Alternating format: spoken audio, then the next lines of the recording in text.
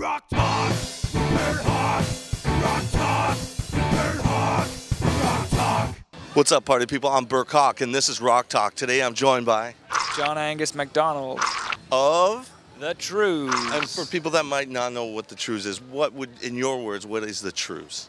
We're a rock combo from Nova Scotia originally. Antigonish. We've been kicking it hard. Antigonish, Nova Scotia. We've been kicking it hard here, you know, over 15 years. Yeah. Yeah. Well, I kind of look at the band like you were the band that carried the first decade of the 2000s. You and Sam Roberts, like after that can rock ended, you guys kind of carried the rock and roll. Cool, man. Yeah, I guess you're probably right about that. I mean, it's tough when you're living through it. You never define it, but now that you mention it, yeah. Maybe you guys had to wait for like the Arkells and Monster Truck and Sheepdogs. Like this whole new wave came. I mean, you still had those can rock bands, but they were coming and going, starting families and Sure. Yeah. Well, you know, it was a fun 15 years, man. We're still ready to do more. Yeah. But more to come. More to come. And you guys from small town Antigonish, you guys have played with the who's who of rock and roll. Like, what's it feel like from coming from there? Did you ever think, you know, you'd be playing with the Stones or Bruce Springsteen or any of those? Not really, no. Not when we were starting out. I mean, like, those opportunities have been, like, they've been really special, you know? Like, we didn't really expect them to come our way, and when they do, you're just sort of, like, floored, and you just do your best to have a great show and try not to make an ass of yourself when you meet them and all that stuff. And they're normally really cool people. Like, we haven't had a lot of bad experiences. Like, you guys jammed with Bruce on stage for 15 minutes, is that correct? Yeah. That's a trip. And his encore. It was pretty awesome, man. We met him before he went on that night, and he said, why don't you come out and play a Beatles song, Twisted Shout, in the encore? We're like, yeah, hell yeah.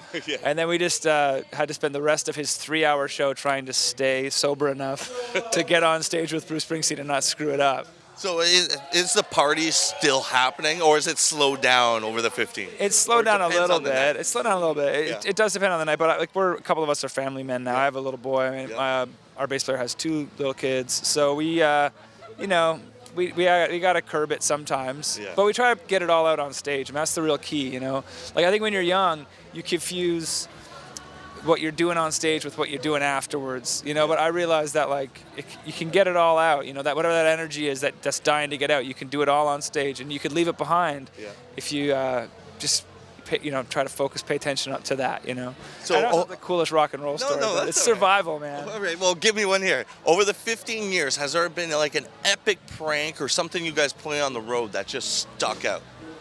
Yeah, there's been quite a few pranks. But that we might be able to talk about.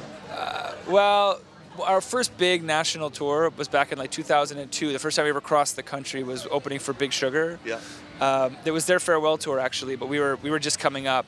And we were like pups, we were like early 20s, and they were like, you know, older fellas. And so they got us pretty good on a couple nights. I remember the last night of the tour, they had covered Sean's drums with baby powder. So he got out there, you know, all cocky, playing for a soda house, and just got sprayed in the face with him. And the other thing they did was they put a bucket above Colin in the rafters, just like a bucket. Yeah. And right before he went on, they said, whatever you do, don't look up. Have a great show. Yeah. And Colin just was looking up at this bucket all night. We're like, what's going to happen? Nothing happened. No, it didn't budge all night. Nothing happened. It was just to mess with him. So from coming from small town, are you guys hockey players, hockey fans, or was just strictly music? Colin played hockey growing up a little bit. I was never much of a hockey guy, but you know, I love it. I love hockey. When you're from the East Coast, is it Toronto? Is it Montreal? Right? It's Montreal mostly. Yeah, Colin's a Toronto fan. I like Pittsburgh because I was like in the sweet spot when they.